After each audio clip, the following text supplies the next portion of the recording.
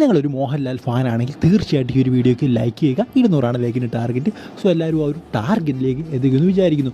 എന്തായാലും എനിക്കറിയാം നിങ്ങളെല്ലാവരും കാത്തിരിക്കുന്നത് എമ്പുരാൻ്റെ ട്രെയിലർ റിലീസിന് വേണ്ടിയാണ്. സോ എന്നാകും എമ്പുരാൻ്റെ ട്രെയിലർ റിലീസ് എന്ന് എല്ലാവരും ചോദിക്കുന്നുണ്ട്. എന്തായാലും ബസൂക്ക നമുക്ക് എല്ലാവർക്കും അറിയാം, മമ്മൂട്ടിയുടെ ചിത്രമാണ്. അതിൻ്റെ ട്രെയിലർ റിലീസ് 26-ാം തീയതിയാണ് നടക്കാൻ പോകുന്നത്. 27 ആ ഒരു സിനിമ റിലീസ് ചെയ്യുകയും ചെയ്യും. സോ എന്തായാലും ഈ ഒരു സാഹചര്യത്തിൽ എന്തായാലും അത്ര അടുപ്പിച്ചല്ലായിരിക്കും എന്താ പറയുക എമ്പുരാൻ്റെ ട്രെയിലർ റിലീസ് എന്ന് തന്നെ പറയണം. ഇനിയും ഒരാഴ്ച മുന്നെങ്കിലും എമ്പുരാൻ്റെ ട്രെയിലർ റിലീസ് നമുക്ക് കാണാൻ സാധിക്കും. എന്തായാലും അതിൽ കൂടുതൽ എടുക്കില്ല എന്ന് തന്നെയാണ് എനിക്ക് തോന്നുന്നത്.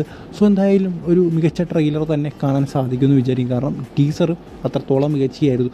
സോ ട്രെയിലർ അതിനെക്കാട്ടി മികച്ചയായിരിക്കും എന്ന് നമുക്ക് വിചാരിക്കാം.